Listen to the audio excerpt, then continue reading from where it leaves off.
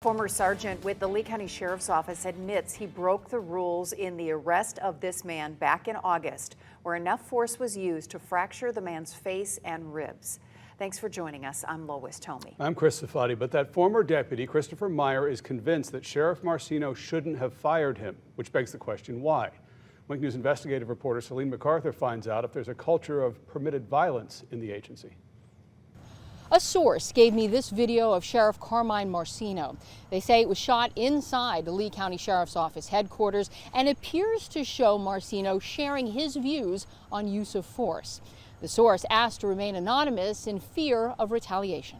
Jumpsuits are red, justice is sweet. Commit a crime in Lee County and your ass will get beat. I asked 3 independent law enforcement experts to evaluate Marceno's video and weigh in.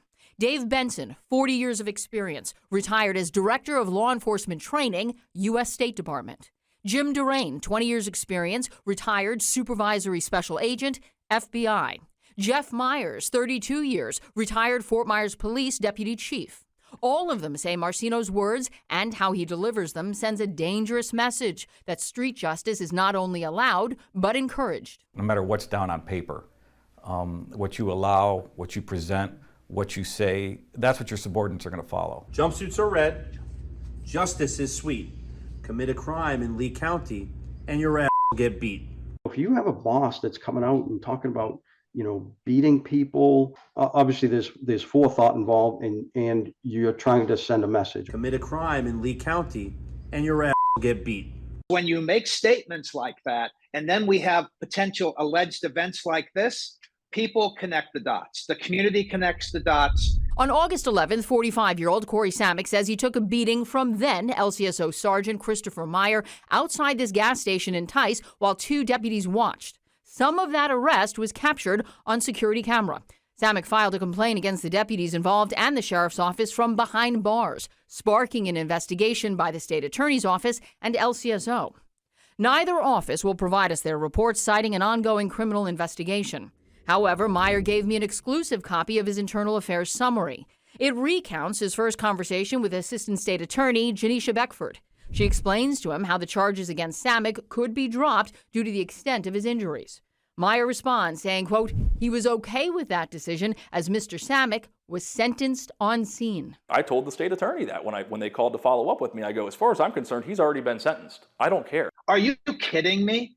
Justice was administered at the scene? You said that? That to me is a terminable offense right off the bat. LCSO Defensive Tactics Coordinator Captain Scott Griffith deemed the level of force used by Meyer in the video appeared to be in accordance with LCSO policy and procedures. In my experience, I really haven't seen a policy that allows for punches to the face. If you're under attack, that's a different story. LCSO's response to resistance policy states that deputies shall not strike or use physical force against any person except when necessary in self-defense, in defense of another, to overcome physical resistance to arrest. The guy's hands were down the whole time. He did not make a threatening gesture.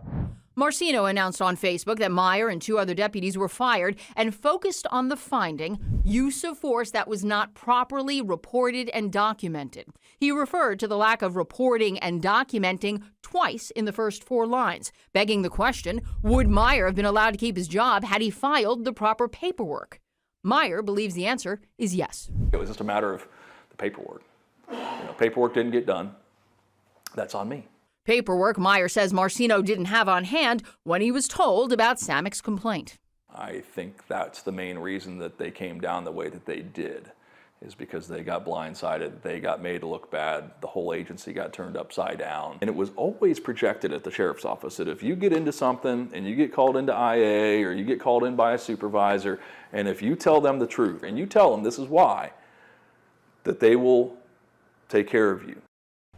Marceno posted a reaction to this story on Facebook last night, claiming it was one-sided. So, we reached out to the Lee County Sheriff's Office for an interview with the sheriff last week. They asked us for a deadline. We gave it to them, and then we heard nothing.